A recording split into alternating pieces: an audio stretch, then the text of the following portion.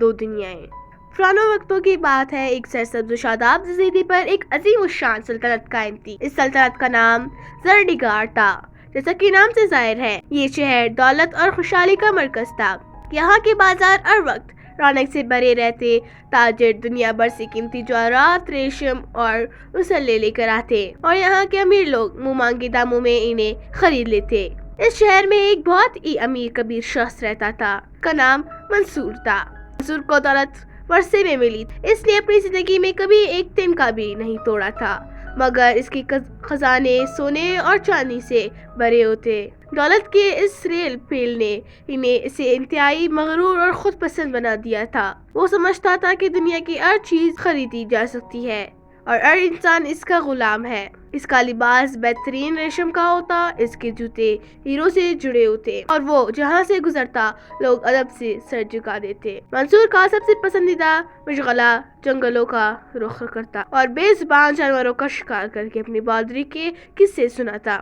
اسی شہر کے مسافات میں شہر کے فصیلوں سے ذرا دور ایک ویران اور دھندلی علاقہ تھا۔ یہاں کی زمین زرخیز نہیں تھی بلکہ کیچڑ اور لمبی لمبی جنگلی گھاس نرسل سے بھری ہوئی تھی۔ اس ویرانے میں ایک غریب محنت کش رہتا تھا، اس کا نام قاسم تھا۔ قاسم ایک ٹوکری ساز تھا، وہ انتہائی غریب تھا۔ اس کے گھر بانس اور پونس کا بنا ہوا ایک چھوٹا سا جھوپڑا تھا۔ قاسم کے پاس نہ سونا تھا نہ چاندی، لیکن اس کے ہاتھوں میں ایک ایسا جادو تھا جو اللہ نے بہت کم لوگوں کو عطا کیا تھا۔ وہ ان جنگلی نسلوں اور سرکنڈوں کو کاٹ کر ایسی خوبصورت ٹوکریاں، ٹوپیاں اور چٹائیاں بناتا تھا کہ دیکھنے والا دنگ رہ جاتا۔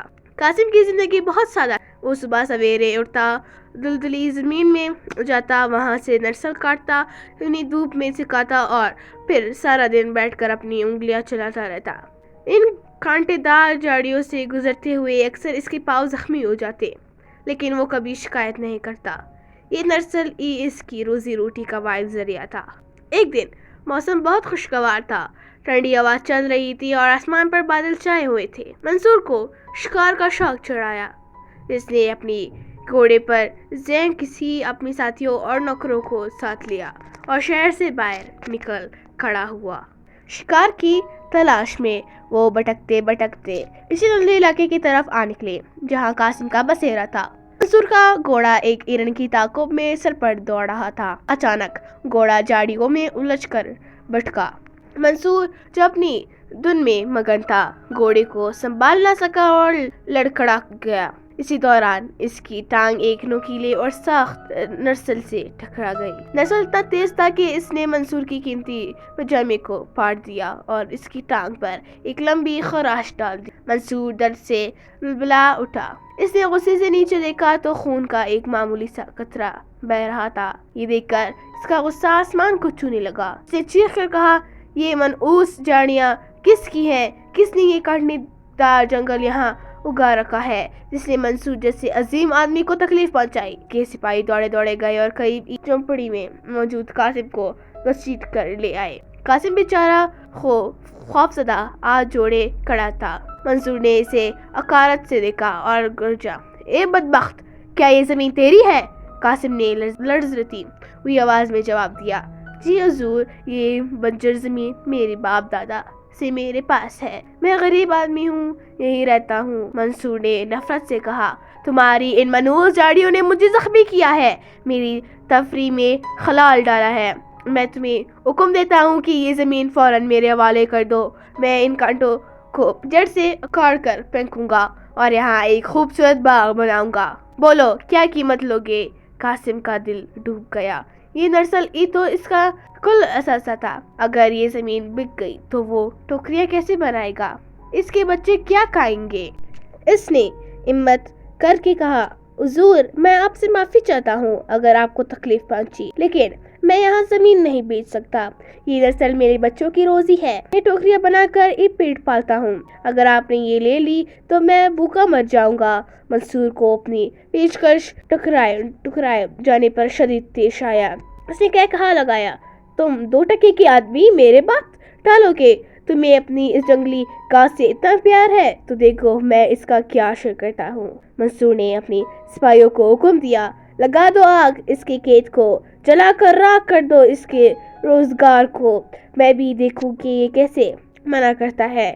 قاسم روتا رہا، گڑ گڑاتا رہا۔ منصور کے پاؤں میں گر گیا، لیکن اس مغرور امیر کے دل میں ذرا بھی رحم نہ آیا۔ سپاہیوں نے مشعلیں جلائی اور خشک نسلوں میں پھینک دی۔ دیکھتے ہی دیکھتے آگ کے شعلے آسمان سے باتیں کرنے لگے۔ قاسم کی آنکھوں کے سامنے اس کی محنت، اس کا اثاثہ اور اس کا مستقبل راکھ کر ڈیرا گیا۔ منصور نے اطمینان سے جلتے ہوئے کھیت کو دیکھا، ناک پر رومال رکھا اور اپنے ساتھیوں کے ساتھ وہاں سے چلا گیا جیسے کچھ ہوا ہی نہ ہو۔ قاسم کئی گھنٹوں تک راکھ کے ڈھیر پر بیٹھا آنسو بہا رہا۔ جب رات ہوئی اور بھوک نے ستایا تو اسے احساس ہوا کہ رونے سے کچھ نہیں ہوگا، اسے انصاف حاصل کرنا ہوگا۔ اگلے ہی دن وہ پھٹے پرانے کپڑوں میں چہرے پر راکھ ملے بادشاہ کے محل پہنچ گیا۔ بادشاہ بہت عادل و دانا دار تھا۔ اس نے جب قاسم کی فریاد سنی تو اس کا چہرہ غصے سے تمتمانے لگا۔ اس نے فوراً سپاہی بھیجے اور منصور کو دربار میں طلب کر لیا۔ منصور بڑے تمطراق سے دربار میں داخل ہوا، جیسے اس نے کوئی کارنامہ سر انجام دیا ہو۔ بادشاہ نے اس سے پوچھا، اے منصور، کیا یہ سچ ہے کہ تم نے اس غریب کا واحد ذریعہ معاش صرف اس لیے جلا دیا کہ اس معمولی سے پودے نے تمہاری ٹانگ پر خراش آئی ہے؟ منصور نے اکڑ کر جواب دیا، جہاں پناہ، یہ گستاخ اپنی اوقات بھول گیا تھا۔ میں اسے منہ مانگی قیمت دے رہا تھا، مگر اس نے میری حکم عدولی کی۔ میں نے اسے سبق سکھانے کے لیے ایسا کیا، اور ویسے بھی وہ صرف گھاس پھوس تھی، اس کی قیمت ہی کیا ہے؟ بادشاہ نے منصور کی بات سنی اور افسوس سے سر ہلایا۔ اس نے کہا، منصور، تمہاری دولت نے تمہیں اندھا کر دیا ہے۔ تم نے اپنی غرور میں ایک بے گناہ کو ایسی تکلیف دی ہے جس کا مداوع پیسے نہیں کر سکتی۔ تم سمجھتے ہو کہ دولت یہ سب کچھ ہے، لیکن آج میں تمہیں بتاؤں گا کہ اصلی دولت کیا ہوتی ہے۔ بادشاہ نے وزیر کو حکم دیا، ان دونوں کو گرفتار کر لیا جائے۔ منصور کی تمام جائیداد فی الحال سرکاری تحویل میں لے لی جائے اور ان دونوں کو سمندر کے بیچوں بیچ ویران جزیرے پر چھوڑ دیا جائے جہاں آدم خور وحشی بستے ہوں۔ انہیں وہاں ایک ہفتے کے لیے تنہا چھوڑا جائے گا، نہ کوئی کھانا دیا جائے گا، نہ ہتھیار۔ قدرت کے رحم و کرم پر منصور یہ سن کر کانپ اٹھا۔ وہ چیخنے لگا، معافیا مانگنے لگا، مگر بادشاہ کا حکم اٹل تھا۔ سپاہیوں نے بادشاہ کے حکم کی تعمیل کی۔ دونوں کو ایک کشتی میں بٹھایا گیا اور گھنٹوں کے سفر کے بعد ایک انجان خوفناک جزیرے کے ساحل پر اتار دیا گیا۔ کشتی واپس چلی گئی اور وہ دونوں وہاں اکیلے رہ گئے۔ جزیرہ انتہائی گھنا اور تاریک تھا۔ عجیب و غریب جانوروں کی آوازیں آ رہی تھیں۔ منصور خوف سے تر ترا کانپ رہا تھا۔ اس کے ریشمی کپڑے اب ریت اور مٹی سے اٹھ چکے تھے۔ دوسری طرف قاسم خاموش تھا، اس کی نظریں زمین اور درختوں کا جائزہ لے رہی تھی۔ ابھی وہ ساحل پر کھڑے ہی تھے کہ اچانک جنگل سے شور اٹھا۔ درجنوں وحشی ہاتھوں میں بالیں اور پتھر لیے عجیب و غریب آوازیں نکالتے ہوئے ان کی طرف لپکے۔ ان کے چہروں پر خوفناک رنگ لگے ہوئے تھے اور وہ انسانی گوشت کے بھوکے لگ رہے تھے۔ منصور نے انہیں دیکھا تو اس کی سچی گم ہو گئی۔ وہ وہی ریت پر گر گیا اور چلانے لگا، میں امیر شہر ہوں، مجھے مت مارو، میں تمہیں سونا دوں گا، جواہرات دوں گا۔ لیکن وہ وحشی اس بات نہیں سمجھتے تھے، انہیں سونے چاندی سے کوئی غرض نہیں تھا۔ ان کی نظر میں منصور ایک موٹا تازہ شکار تھا جو ڈر کے مارے چیخ رہا تھا۔ انہوں نے آگے بڑھ کر منصور کو گھیر لیا اور اسے بالوں کی نوک سے چپونے لگے۔ منصور درد اور خوف سے چیخ رہا تھا۔ قاسم، جو اب تک خاموش کھڑا تھا، سمجھ گیا کہ جان خطرے میں ہے۔ اس نے فوراً ادھر ادھر دیکھا اور اس کی نظر ساحل کے قریب آگے ہوئے کچھ لچکدار پودوں اور نرسلوں پر پڑی۔ یہ بالکل ویسی ہی جھاڑیاں تھیں جیسی اس کے گاؤں میں تھی۔ جائے بھاگنے کی یا رونے کے۔ قاسم تیزی سے ان جھاڑیوں کی طرف بھاگا۔ وحشیوں کی توجہ ابھی منصور پر تھی جو زمین پر لیٹا رو رہا تھا۔ قاسم نے پرتی سے کچھ نرسل توڑے اور وہی زمین پر بیٹھ گیا۔ اس کی انگلیاں بجلی کی تیزی سے چلنے لگی۔ اس نے نرسلوں کو چیلا موڑا اور بنانا شروع کیا۔ اس کا خوف غائب ہو چکا تھا، اب صرف اس کی ہنر بھول رہا تھا۔ چند ہی لمحوں میں اس نے ایک انتہائی خوبصورت رنگ برنگے پھولوں اور پتوں سے سجی ہوئی ایک عجیب و غریب ٹوپی تاج نما تیار کی لی۔ جب وحشی منصور کو مارنے ہی والے تھے، قاسم اپنی جگہ سے اٹھا اور تیزی سے وحشیوں کے سردار کے سامنے جا کر کھڑا ہو گیا۔ اس نے بڑے ادب سے وہ خوبصورت ٹوپی دونوں ہاتھوں میں اٹھائی اور سردار کے سر کی طرف بڑھائی۔ سردار حیران رہ گیا، اس نے ایسے خوبصورت نمونہ پہلے کبھی نہیں دیکھا تھا۔ اس نے اشارے سے اپنے ساتھیوں کو روکنے کا کہا۔ سردار نے وہ ٹوپی قاسم کے ہاتھ سے لی، اسے الٹ پلٹ کر دیکھا اور پھر خوشی سے اپنے سر پر پہن۔ ٹوپی سردار کے سر پر بہت جچ رہی تھی۔ باقی وحشی یہ دیکھ کر خوشی سے تالیاں بجانے لگے اور قاسم کے گرد جمع ہو گئے۔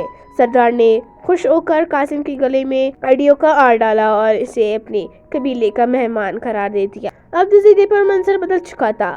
قاسم جو ایک غریب ٹوکری ساز تھا اب وحشیوں کا ہیرو تھا۔ وحشی اسے اپنی ساز بستی میں لے گئے۔ اسے کھانے کے لیے تازہ پھل، بنا ہوا گوشت اور پینے کو ناریل کا پانی دیا گیا۔ قاسم ان کے لیے روز نئی نئی چیزیں بناتا، کبھی گھاس سے چٹائیاں، کبھی ٹوکریاں اور کبھی بچوں کے لیے کھلونے۔ وحشی اس کی ہر ادا پر قربان ہوتے۔ دوسری طرف منصور کی حالت قابل رحم تھی۔ وحشیوں نے اسے مارا نہیں تھا کیونکہ وہ قاسم کا ساتھی تھا، لیکن انہوں نے اسے قبول بھی نہیں کیا تھا۔ وہ اس کا نکما اور بوجھ سمجھتے تھے۔ چونکہ منصور کو کوئی کام نہیں آتا تھا، نہ وہ شکار کر سکتا تھا، نہ چیزیں بنا سکتا تھا، اس لیے وحشی اسے کھانا نہیں دیتے تھے۔ وہ بھوکا پیاسا ایک درخت کے نیچے پڑا رہتا، مچھر اور کیڑے سے کاٹتے رہتے۔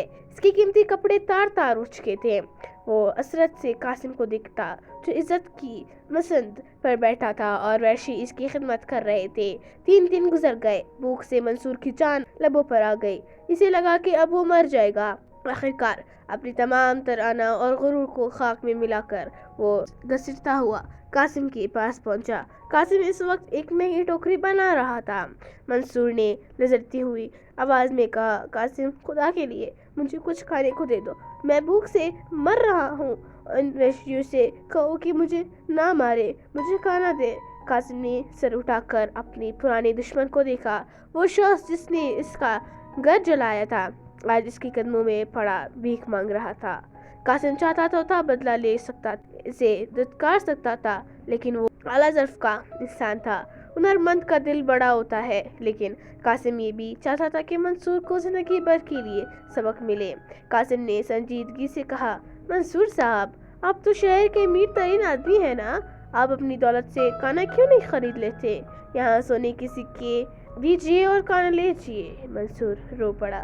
قاسم، تانے مت دو، میری دولت یہاں ریت کی ذروں کی برابر بھی نہیں ہے۔ یہاں صرف تمہارا ہنر چل رہا ہے، تم ہی بادشاہ ہو یہاں کے۔ میں قسم کھاتا ہوں اگر تم نے میری جان بچائی اور مجھے واپس شہر لے جانے میں مدد کی تو میں اپنی آدمی جائیداد تمہارے نام کر دوں گا۔ میں تم سے معافی مانگتا ہوں، میں نے تمہارے ساتھ بہت برا کیا۔ قاسم کو اس پر ترس آ گیا۔ اس نے اشاروں کی زبان میں وحشیوں کے سردار سے کہا کہ یہ میرا خادم ہے، اسے بھی کھانا دیا جائے۔ سردار نے قاسم کی بات مان لی اور منصور کو کچھ کھانا ملا لیو۔ قاسم کی ہنر کی بدولت منصور کی جان بچ گئی۔ ہفتہ گزرنے کے بعد افق پر شاہی جہاز نمودار ہوا۔ وحشیوں نے جب بڑا جہاز دیکھا تو ڈر کر جنگل میں بھاگ گئے۔ سپاہی ساحل پر اترے اور دونوں کو واپسی لے کر دربار میں پہنچے۔ دربار کا منظر دیکھنے والا تھا۔ ایک طرف قاسم کھڑا تھا، کمزور لیکن پروکار، اس کے چہرے پر اطمینان تھا۔ دوسری طرف منصور تھا، جس کی ہڈیاں نکلی ہوئی تھی، رنگ کالا پڑ چکا تھا اور وہ شرمندگی سے سر جھکائے کھڑا تھا۔ بادشاہ نے مسکراتے ہوئے پوچھا، کہو منصور، کیسا رہا سفر؟ کس چیز نے وہاں تمہاری جان بچائی، تمہارے سونے نے یا اس غریب کے ہنر نے؟ منصور نے روتے ہوئے بادشاہ کے قدموں میں سر رکھ دیا۔ جہاں پناہ، آپ نے میری آنکھیں کھول دی۔ میں بہت بڑا احمق تھا۔ دولت آنے جانے چیز ہے، اسے کوئی بھی چھین سکتا ہے، آگ جلا سکتی ہے یا سمندر بہا سکتا ہے، لیکن انسان کے ہاتھ کا ہنر وہ دولت ہے جسے نہ کوئی چرا سکتا ہے، نہ وہ جل سکتی ہے اور نہ ہی کسی ویرانے میں اس کی قیمت کم ہوتی ہے۔ اس جزیرے میں پر میری دولت بیکار تھی اور قاسم کا ہنر بادشاہی کر رہا تھا۔ منصور نے پھر بڑے دربار میں اپنے وعدہ پورا کیا۔ اس نے اقرار کیا اور اپنے آدھی جائیداد قانونی طور پر قاسم کے نام کر دی۔ بادشاہ نے خوش ہو کر قاسم کو شاہی دستکار کا خطاب دیا اور منصور کو معاف کر دیا کیونکہ وہ واقعی بدل چکا تھا۔